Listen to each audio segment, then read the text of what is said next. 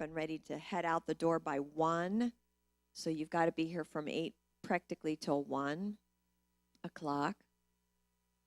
And then put your travel time in there, before and after.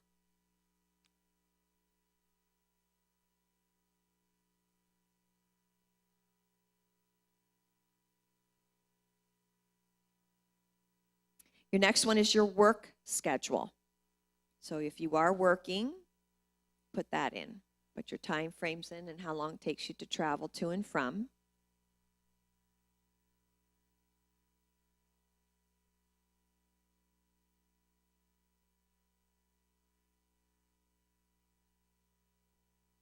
If you don't work and you are looking for a job, then it will give you a really good idea what time frame you actually have open.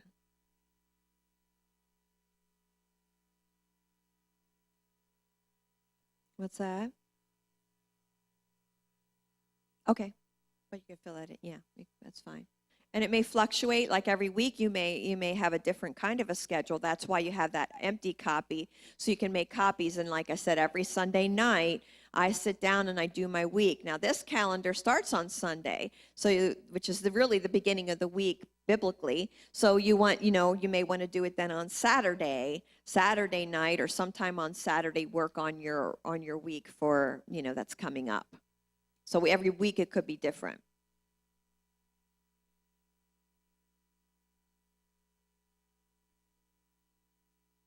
I see, Ray. We're good?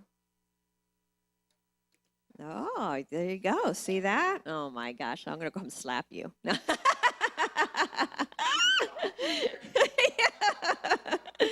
All right, another one, your GT Connect group, or young adults. Believe it or not, all GTU students are supposed to be active in a Connect group. So if you didn't know that ruling, it is in your manual. I don't think it's been emphasized as much as it was last year. The evening students have a little bit more difficulty with that because they're here, and most Connect groups are at night. But you are supposed to be active in one. What you learn here, you take and you share your giftings in your Connect group. I know Brian's in one because he's in ours. So you need to be in a Connect group somewhere. So put in your Connect group or young adult time and travel to and from. Okay, now you're going to put in, well, let's leave that here. All right, let's do wake up and get ready. Because most of the time now we have our Sundays, we've got our days. So realistically, how long does it take you to do all that you need to do in the morning? Some people make fun of me because I get up at 5. Well, I have to shower, do my hair, do my makeup, make my lunch, make my breakfast and eat it, feed the animals, get the animals out, get the animals in, wake up my husband, and and straighten up. So I do all that. Sometimes I do laundry before I come. Okay? So I utilize my time. Doing laundry is no big deal. I'm putting it in and taking it out. I don't deal with the ironing until later, but I can do that before I come to class. So realistically, to get out the door by 7:15, I know I need to get up at 5. It's been proven.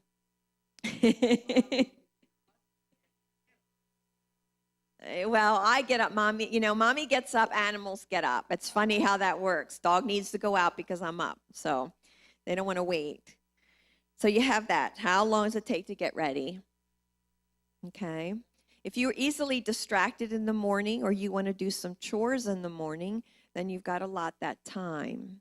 Okay. Then you're going to write in, because there's a time for every season, we must eat. So we need to have a time for breakfast, lunch, and dinner. And you want to add prep time and cleanup time. Now, for some of you, this might be all of a half an hour. If you have a family, generally it takes me realistically an hour to make the meal, feed it to everyone, and clean up. So I take that time frame out. Okay. If it's part of your get ready time in the morning, then you don't have to do that twice. I mean, if you know that's part of your getting ready, but dinner is the time, and then you have it in there. You may not always eat dinner at the same time every night because you may have an evening activity that kind of throws you off, so you put that in there. If you come to a GT Equip class, that may be different. I didn't even think of that. So if you come to a GT Equip class, although the last one is tonight until we get started again, you would have that too. That'd be an extra activity. So you block that out. Obviously, every day of the week, you need to do that.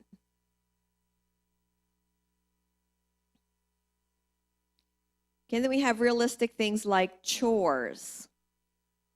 Oh, no, excuse me. We're going to go back up here because I didn't put this in here. Devotion time. This is your time with the Lord, okay? It's a time that you do want to be quiet. I spend a lot of time in intercessory prayer in my car and in the shower and that kind of stuff, but I can't read the Word of God then. I can't, study out the Word or that kind of thing. So you want your God time. This is your Bible reading, prayer, worship, meditation, the study of God's Word. And to be healthy spiritually, just like eating, you need to have that every day. Now, some people can do it in the morning. I went through a season of my life where I got up very early. I was during my homeschool years, so I didn't have to be out the door working, but I always had my girls start homeschooling at 8. But I was home, so I got up at 5 and spent 5 to 6 doing my quiet time, and then I showered and all. But that was only for a season because I'm a night person. And when the grace lifted, I was sleeping through everything, and I decided, well, this is not going to work for me. So I switched. So if you're an evening person, that devotions are really good then put it in then. Okay? You guys have an advantage because you do have worship time here at GTU for, 4 days out of the week, which is great. But so put that time in there of when it's feasible, and then that might change. And each day it may be a different thing, but you want to have it in there.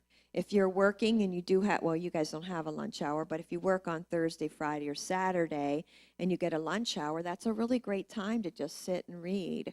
In the summer, I usually don't take my lunch breaks here, but there are times, there's one day a week that I like to go and I walk with a friend, and then sometimes I'm like, I just need to breathe air, and I go out under the pavilion and I have my lunch there and my quiet time there. I come early here to my workplace, and I have quiet time before you guys get here. That works for me. It's too much of a distraction at home. I always find things to do, and so because of my personality like that, I put myself in a place where I'm not going to be doing that.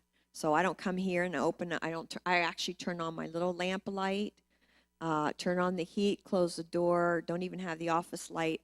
I don't turn on the computer. I don't answer the phone. I don't do anything. It's my quiet time. But at home, it's a little different because people are there walking around. Okay, so you have your devotion time. Yes? Somebody say something? Oh, and cats. Yeah. All right, we did breakfast. Okay, chores. House cleaning. All right, now women, I'm going to address the women only because Titus says that we need to be keepers of the home, okay? If you are a bachelor on this side, you still have to be a keeper of the home because you're the manager. You're the head. You're the head of the home. If you don't have anybody to delegate that to, then you are it, okay? Which I think everybody falls kind of into that, except for Philip has a mom. You want to clean your house, okay? We don't want to make the house a project once a month because we didn't do anything the whole month. So housekeeping. And once you get that down, and what I mean by house cleaning means you're cleaning your bathrooms because you're using that all the time. You're cleaning your kitchen because you're using it all the time. Be blessed. Have fun. We'll miss you a cookie time. I know. Terry is exciting, and God's opened up an opportunity for her for employment, and she's going off to be trained. What's that? Capabilities, she said. Yeah. Have fun. Yeah. You're vacuuming, you're dusting, that kind of a thing. Now, because I'm busy, I don't do this as much as I did before, but my home is still really open, and I open to other people. So I have made it also a priority to take care of other things that I can't do every week because I would just be tied to house cleaning one day a week. I do it the same time every day. My day off is Friday, so house cleaning is Friday. If I don't have my girls helping, it literally takes me 3 to 4 hours, so I need to have that chunk out of my day on there. Once a month, then I pick a week where I would do something special. So for instance, I'm just going to use this as an example. So the first day of the week of cleaning week, I may do all the crystal. The second week of the month, I may polish the silver and the brass. On the third week, I may then go and take, do window cleaner for all the picture fronts because they get dusty, things like that.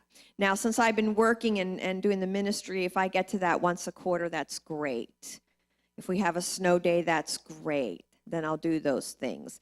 But they do take a toll. So if you look around your house and your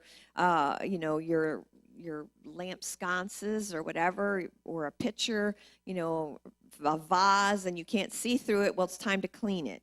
Okay, those kind of things. So you're kind of doing a little bit of spring cleaning all along the way. I also then take months out of the year, and so let's say January, I'll tear apart the downstairs bathroom. That means everything gets cleaned in the bathroom and reorganized. Things get thrown out. On the second month, I may do the master bedroom. That means the curtains get cleaned. My bedding gets. My comforter, all that gets washed, that kind of stuff, and I rotate through the house. That seems like for a lot of people like, wow, that's really anal. But I'll tell you what, it keeps your house in good condition, because if not, the only time you actually really do that's when you move. And if you end up being there 6, 10 years, 20 years, whatever, I'll tell you what, things get really dirty. So it really helps to tear a room apart every once in a while and take care of that. So, but you have your weekly chores, so you put that in there. House cleaning. Could be mowing the lawn in the summer. So you don't obviously have to put that in there now, but in the summertime you do pick a day or a morning where you're going to be able to mow the lawn. Laundry day is another thing. You can put it in and out, but it needs to be folded, or if you're into ironing, you got to put it away. You want to do it. I have 2 days out of the week, every week since my kids were born, the same days. I don't know why. It went along with my husband's work schedule. When he was a contractor and he could take his clothes off on Thursday, I washed all his work clothes, and then he had all his weekend clothes. And so Sunday night I did all his weekend clothes plus what he wore, on Friday. And it worked that well, because when I first started out, I didn't have quite to have that down, and he would run out of work clothes. So I couldn't wait to do it once a week. You didn't have enough work clothes. So you have to just say, well, how can I, stretch it? If you're taking care of kids, obviously you have more laundry to do, but you do want to have a laundry day, okay? In my house, everyone has their own laundry day. So when people say I go in on Sunday night, which is my laundry night, and then, Amarette, who lives with us, is not doing her laundry. If she comes in and she does her laundry, when am I going to do it? Because the next day I have to go to work. I don't have that time. And that night I disciple. So when am I going to do my laundry? It throws me off. So everybody has a schedule. Food shopping, you got to put stuff in the cabinet. So you have a time that you're going to sit down, if you want to, do a menu. If you're one of those that takes the cart around and, puts in everything that you like, you do that, but you have to have a shopping day. We are going to talk about stewardship of our finances. A huge, huge amount of money can be spent on the wrong items at the supermarket. It helps to have a menu to know what you need for the week, even including toilet paper or laundry detergent. And you go once a week with your budget, and you only buy those things that are on your list. If you stop by, and I've seen people in the store, they'll stop by because they ran out of milk. One thing. They don't take a cart, they don't take a carrier, but guess what they're in line with? 10 things, and they're walking around like this. I came in with one thing. Okay. You know what I'm talking about. So, no, if I know that I need 3 gallons of milk this week because of my kids, then I buy 3 gallons that week. And it goes in there. If they finish the milk before allotted time, we don't have any more milk because it throws my budget off. And I've taught everybody, you got to pace yourself. I bring a goodie into the house, you pace yourself. If it's gone the next day, it's gone, guys. I'm not buying any more. All right. So I'm very strict with those things. But it's finances and it's time. I don't have the time to go out and shop another day out of the week, and I don't have the money to be spending on something that you devoured in one sitting. Okay. I have food shopping, and I do that on my day off, which is Friday also. Errands. You have to have a time for errands, and errands could be if I have to go to the dry cleaner, the post office. I mean, whatever you do that, you keep yourself running. I do all that on Friday. I plot out my map if I've got to go out to the bank, and I've got to go to the dry cleaners, and I've got a Mary Kay delivery, whatever. I map out how I'm going to do that and do my supermarket shopping, and I do all this in one big circle and come back. Okay, so I'm not like this and and then I'm worried about gas, time, the whole thing. So you have to have your errands day, and if you know that the dry cleaner's on the way from Right G2U, then do it then. Okay, it doesn't have to be a special event, but you want to make sure you're doing it. All right, now with that, then you have study time. Well, let me do some more. Wait a minute before we get to study time. If you're married, date night. Date night is very important. If you're engaged, you also want to have a date night. You must have time with your loved one. So whoever it is, if you don't have a date and you're discipling somebody, then that would be a special time. But you do want to have a night that's set apart. So my husband and I, every Friday night, we don't schedule anything unless both of us agree that we're going to have somebody for dinner. So we're still together, and it may be a ministry time, it may be a fun time, depending on the people, but Friday night is it, okay? If nothing's going on or whatever, we go out of the house. In the earlier days, I didn't have a babysitter, couldn't afford a babysitter, or didn't have one around. We did date night at the home, and then we made it very creative. Kids went to bed early, and we did something special. But we had that time where we're together, and we can talk, and we can have fun, okay? So you schedule that in. You also have ministry time. You guys are getting to the end of your semester. You should actually be in a point where, discipling somebody. Who are you loving on? Ministry time could be something that you're serving here in the church. It could be discipleship time outside, outreach time outside. Who are you reaching in the lost? Who are you getting together to do fun stuff with? And I use an example on Facebook. There's this guy that Corinna used to work for at Pizza Hut down in Corning. I think he was a manager or whatever, but he was a Pink Floyd fan, and he gets jostled around in life by bad decisions on girlfriends, and they all drop him, and it's always he's just always heartbroken. And but he posted something the other day, and he's tired of life, he's tired of this, he's tired of that, and he used very colorful language, and my husband saw it. So we've actually talked to him every once in a while. William's met him when he's, picked up Corinna or whatever, and so he's had some conversation, remember, relational evangelism. And so my husband just went in and put some Pink Floyd song words that would connect with him, and said, hey, love to get together with you. And he knew that he played pool. He goes, love to play pool with you sometime. That was the connect, the access point. So anyway, the guy writes back and says, I love to, he loves to talk. So what's my point in that? So you have nights where you can get then together and say, okay, then right away you can look at your calendar and say, hey, do you have such and such free? And you have that free, and you work on that. So you need ministry time, whatever that is. Then let's see. Then it would be study time. With that, then, you can see realistically where in your day and what days you can bang out some of this homework stuff, okay? Your devotional time should not really be study time, okay, because it's different. I mean, yes, you're going to personally grow. God's going to really speak to you through the books that you're reading, the material they're going through, but that's really GTU time, okay? So you want to have study time you can sit down and read, the time that you can sit down and write your papers, whatever assignment that anybody else has given you. That you definitely need to have that in there. And you have to say, what is your attention span? Everybody's different. Some people can sit for 4 hours and do everything on that one night. Other people, it's, a half-hour increments, and they've got to get up and walk around. The attention span's not there. So realistically, you have to write down what's it going to take for you to keep up with your work. Some of you may already know that because you have all your homework assignments done and you're done on time, which is great. But you want to have study time in there.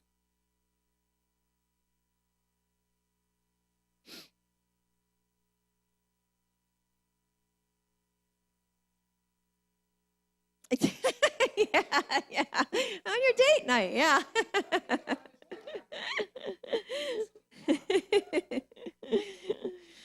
Okay, and another part that we have to be doing this, we're going to be talking about stewardship of our physical body, but you got to put this on your calendar. Exercise. Proverbs 31:17 Amplified says, gird yourself with strength, spiritual, mental, and physical fitness for your God-given task, and make your arms strong and firm. So when it talks about strength in the Amplified Version, it's talking about spiritual strength, mental strength, and physical strength. It's very important. Actually, if you exercise, endorphins are released out of your body and gives you more of a happy countenance, and it gives you more energy to do things. Also, if you're physically fit, you are able to sleep better and be able to do more in a given day. So you want to be physically fit for your God-given task. For instance, now you guys may not know this, excuse me, but ever since I was a teenager, I have always had a weight problem. So by looking at me, you'd say, what? But I have always struggled with my weight. Don't have an eating disorder, never have. But I've definitely struggled with my weight. I did not get the skinny gene that my mom and my sister had. And I'm shorter than my sister. And I have always struggled with being overweight. I started gaining weight as a senior in high school, and was nicely fit in, all through college. On my senior year at college, I decided that, I'm tired, I have headaches all the time, I don't feel well, and my lifestyle was showing up in that. And so I decided to put myself on a diet and then get some exercise. And I was able to lose a huge amount of weight my senior year in college. And I have never been that heavy up until 2 years ago, where I really topped out real well. And that was right before I came here.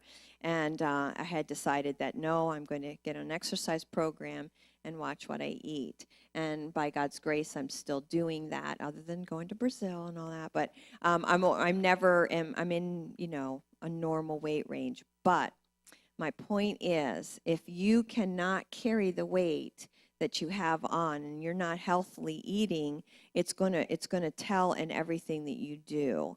So as a lifestyle, that doesn't mean you can't ever have a cookie and that kind of thing. I'm not talking about that, but as a lifestyle, you care for your body, and exercise is part of that. Whether it's, usually they say 20 minutes 3 times a week makes a huge difference in keeping yourself healthy. Walk, do things. We have a very stagnant society, so it's very hard on us. We can sit in front of computers. We sit here in the class half the day. Most of our jobs do not, entail physical labor for most people these days. We don't go outside and do a sport. Not like my parents. I remember the big craze was tennis. Everybody played tennis. But my parents were always physically fit. And it doesn't seem like in my generation, people just don't do stuff. And so it's a lot harder. So put time in to take care of your physical body, whatever it is, whether it's a short walk around the block or something you can do on TV or a DVD, that kind of a thing. So exercise, and I'm going to talk more about that, obviously. I think I talked a lot about it, but when we do caring for our physical bodies. Appointments, this may fluctuate weekly. Schedule them when you do not have a non-negotiable item. GTU is a non-negotiable, so you don't make a doctor's appointment when you're supposed to be at GTU or Sunday service or work.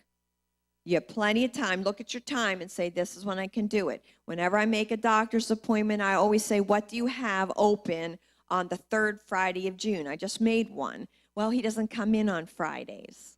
Ew. Okay, so now I pick the earliest possible time during the week so I can still get here by 9 at the latest. So if they open at 7:30, I want to be the 7:30 appointment because they're not backlogged by this time. I'm the first one in, and I'll be the first one out and can still get here on time. So you have to work with that, but say, hey, this is my day off. Tell them, this is my day off, or I get off of work at such and such time. So non-negotiable times is when you want to do your appointments.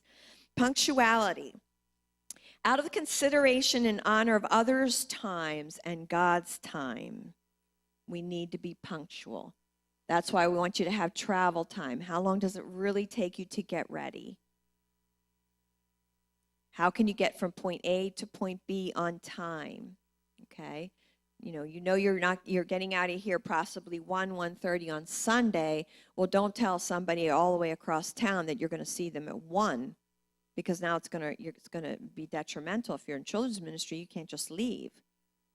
So you don't want to do that. You want to allot yourself time.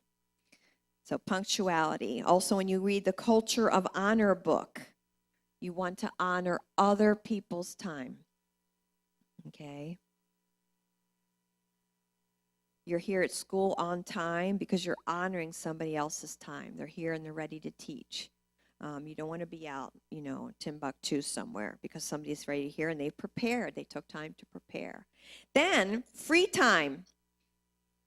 This is legitimate, guys. Some people don't have a lot of free time, but when you have it, you want to put it in there, okay? So I don't have a lot of free time. I had a lot of free time yesterday, which was awesome, but I do schedule it once a week, and ours is generally on Sunday, where we can spend time with family or particular friends. It's just totally downtime.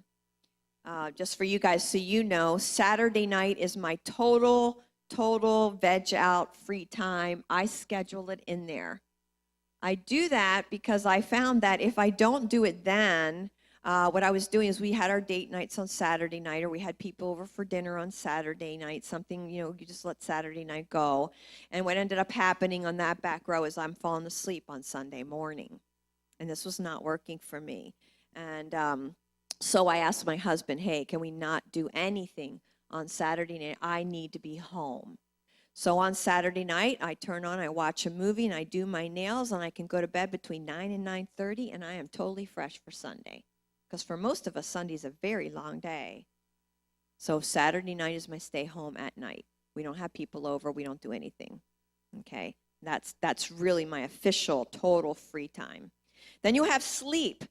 Some people need 5 hours, some people need 8 or 9. What time do you need to get to bed in order to have the amount of sleep that you need to function and get up to get your get ready time? So go from your get ready time each day and you count backwards and you know exactly what time you need to go to bed depending on your sleep habits. Now, sometimes we have an off night, like last night our Connect group ended around 10. The Beckers left at 10 o'clock. I know, you were good. You were good. Well, I have to go to bed at 10:20 is usually when I'm like, okay, hon, I'm done. And I look at the clock, it's always like 10:20. It's the weirdest thing. So, but I know that I need to 11 o'clock at the latest for me to get up at 5. I usually only need 6 hours sleep, generally, for me. I am. I just...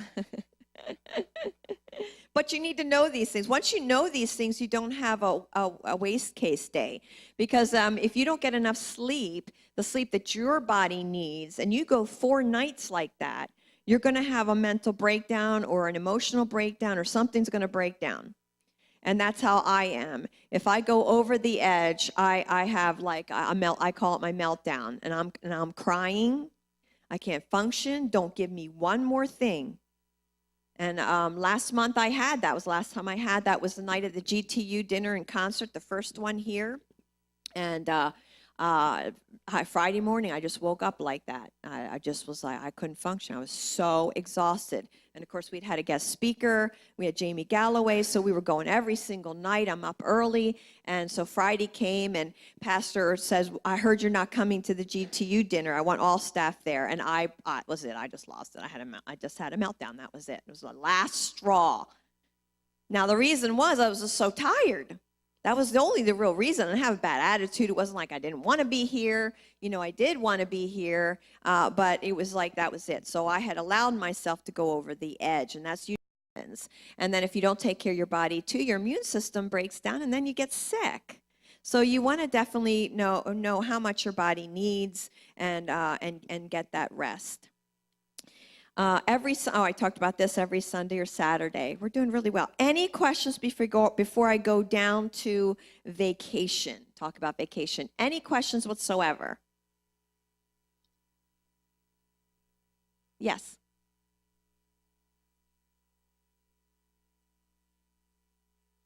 You can't do this. Understandable.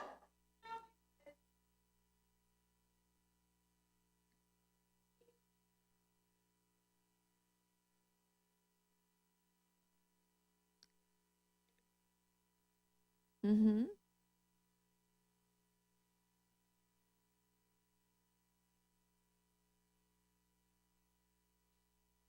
Yeah. Yeah. Yep. Okay, so in case for the film, so if you can't hear that, she said that she can't do this in ministry time when people come into your life and they need help and all that.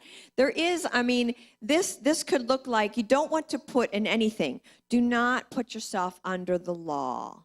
Okay, we have a thing here called in the office. Everybody has a certain schedule. We get paid for a certain amount of hours and for our job. But we do have a thing that we call flex time, okay? Flex time would be, for instance, Sean does not have to be here at 8 o'clock on Thursday because Sean has to be here for Earth and Fire.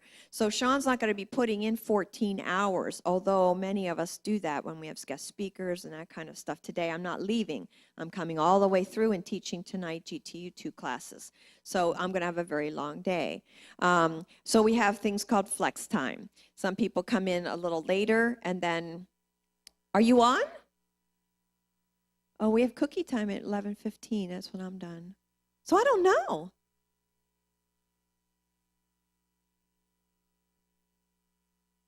Oh, okay.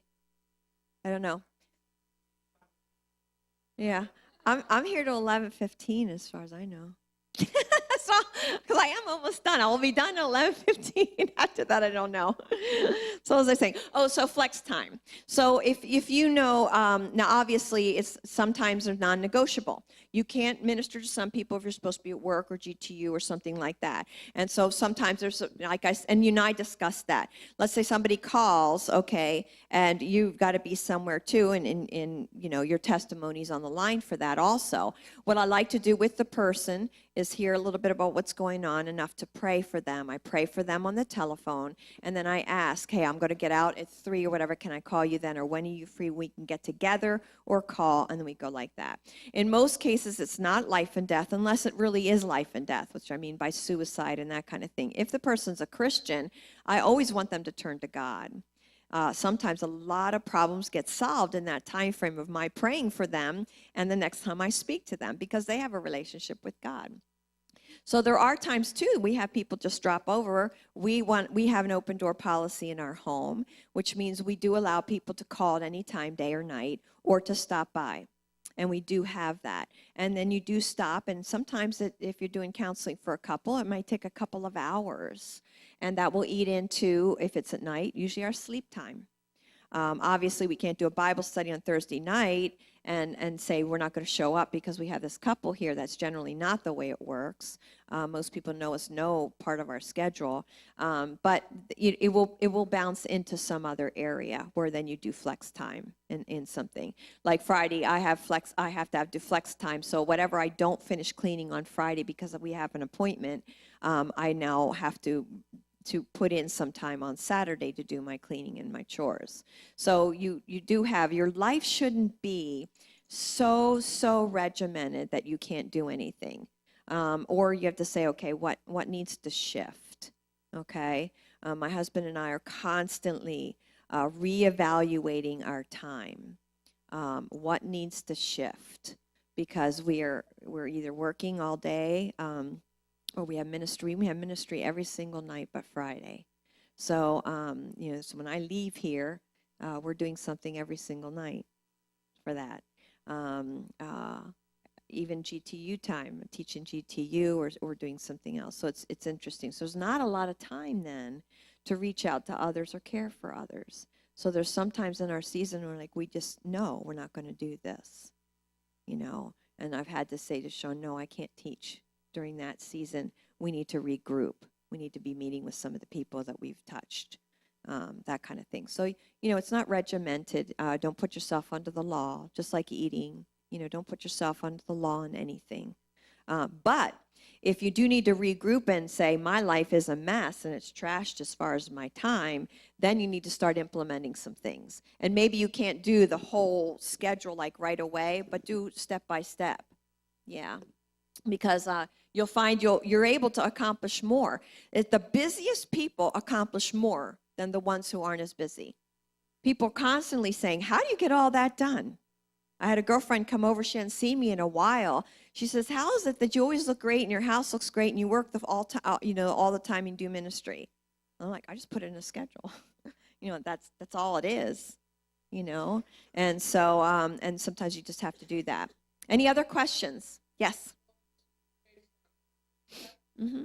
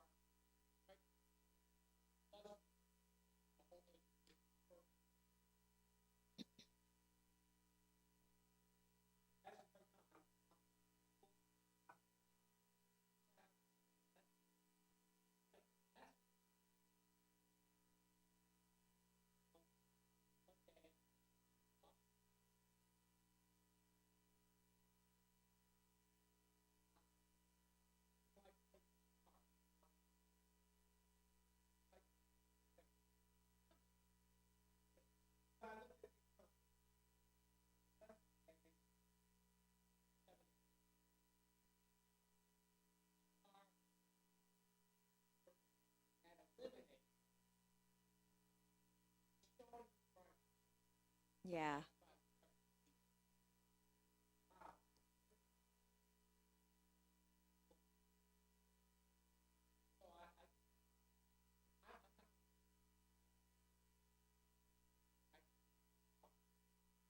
Mm-hmm.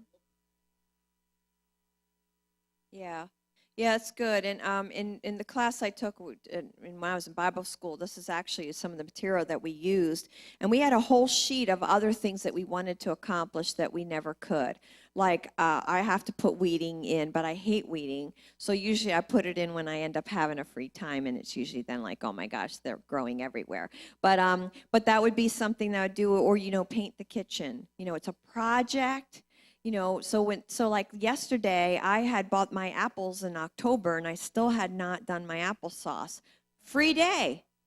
It was on that list of things that I want to accomplish to take a longer period of time. I did all my apples yesterday.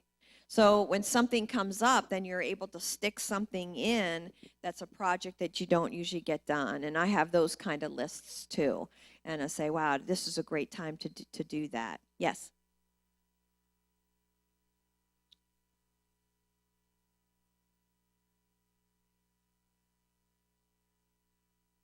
For people, yeah. Yeah.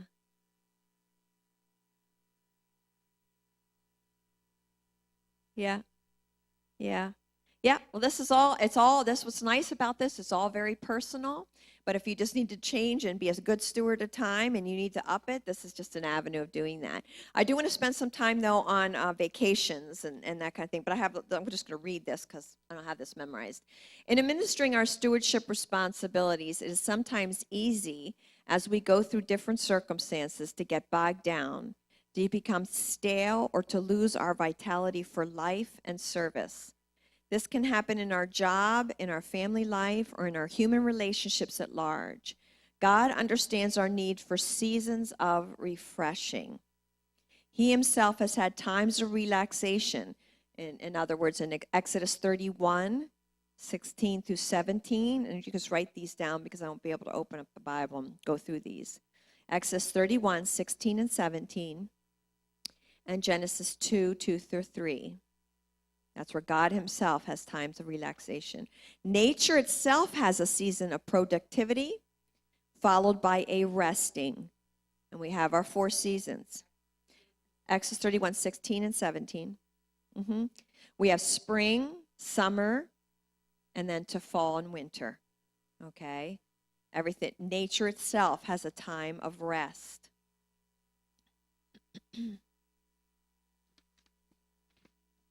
Okay. He commanded his children to rest one day in 7. Animals were to experience a rest from their labors also. And this is in Exodus 23, 12. The land itself was to rest and lie fallow in certain seasons. And this is Leviticus 25, 2 through 4. So God even ordained all of that for rest. Then God prescribed times of rest. And we're going to look at mostly in Leviticus 23. And you can just look at that, but I'm just going to, all these times of rest. You had a weekly rest, which was the Sabbath, and that's in verse 3. This was designed to bring spiritual and physical renewal. They had the Passover and unleavened bread in verse 7, where it says no occupational work was to be done. In verse 8, no customary work was to be done. So I had a distinction there. They had the Feast of First Fruits, which is kind of like our first fruits, which is a celebratory time. They said in verse 10, it was a celebration of the harvest. The Feast of Weeks, verse 21, it says, do no customary work. The Feast of Trumpets in verse 25, do no customary work.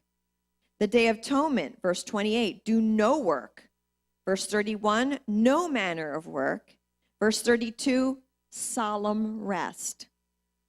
The Feast of Tabernacles lasted 1 week, which is in verse 35, no customary work was to be done.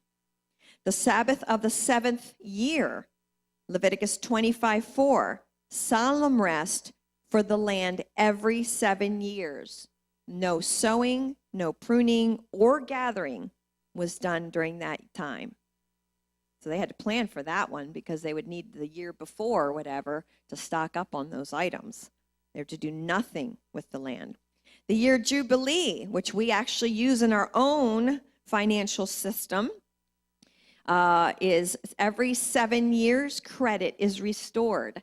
This is Leviticus 25, 8 through 17.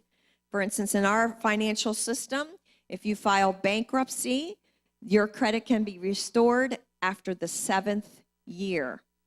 If you have bad credit and you keep your nose clean, after 7 years, your credit is restored. That's the year Jubilee. That's right out of the Bible. The religious feasts were held 3 times a year in Jerusalem, were opportunities for families to feast together away from home. Luke 2, 41 through 42.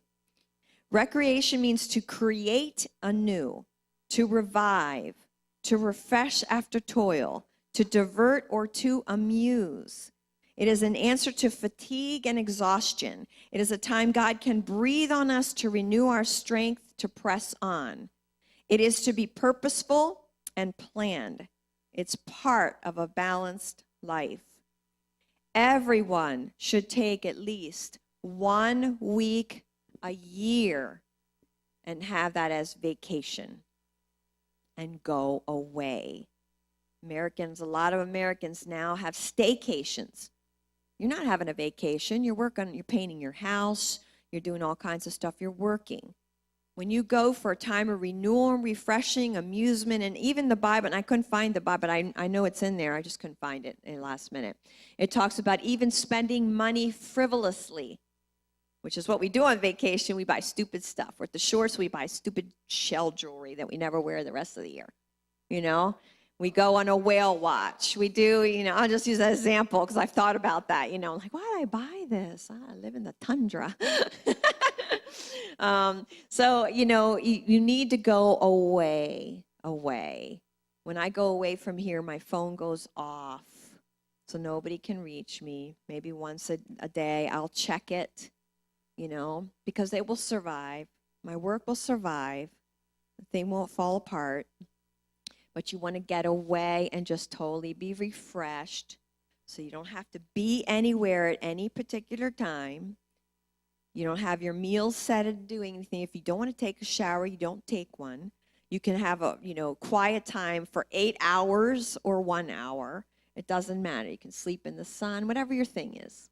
You want to go where you can get rest and be rejuvenated. And it's so wonderful when you really take that out in your life and you come back and you really are refreshed, rejuvenated. There's a whole new countenance, okay? Because you gave your body that, and God has designed for us to do it. But you must plan it. A whole year can go by and you don't plan it. If you're working and you have a certain amount of days of vacation, know how many days they are and plan to use them. Here at the church office, if you don't use your vacation days or your sick days by December 31st, you lose them. Right now, we have 4 people going to take their vacations before the end of this year. Okay, they're sticking it in there wherever they can. You need to plan it. You need to plan it. Go somewhere. Have fun. Save financially. Make the plans. Sometimes a year ahead of time, depending on where you want to go. Okay. Friends of ours, we always vacation together. We were just talking about the other day what month is going to be good. We usually go anywhere between April and June. So we're looking at our calendars already. Okay. So we rent a house together, like 5 families, and usually it's the 2 of we live here, so that we usually the 2 of us, our schedule matters first, and then we let everybody in on it. Yeah, I can all show up. Yeah. Take you all with me. All right. Does that help you guys? Good. So on your break, just play with it. Obviously, your schedule's not going to look like this while you have your break from GTU. But that doesn't mean that you don't have a plan when you wake up in the morning and you end up wasting all this good time that you have because you don't have to be here. Do stuff. See people. Clean house. Get organized. Whatever it is. Use it. Use it to get your house in order. You'll be more inspired when your environment's inspired and when you just know what you're doing with your life. Okay? Because we want to be steward of the time, the 24 hours that God gives us every single day. Okay, so I scared Pastor Scott away. So I don't know. As even thinking, I'm done. You can come in now. So I don't know what the plan is, actually. If he says we're having cookies with him or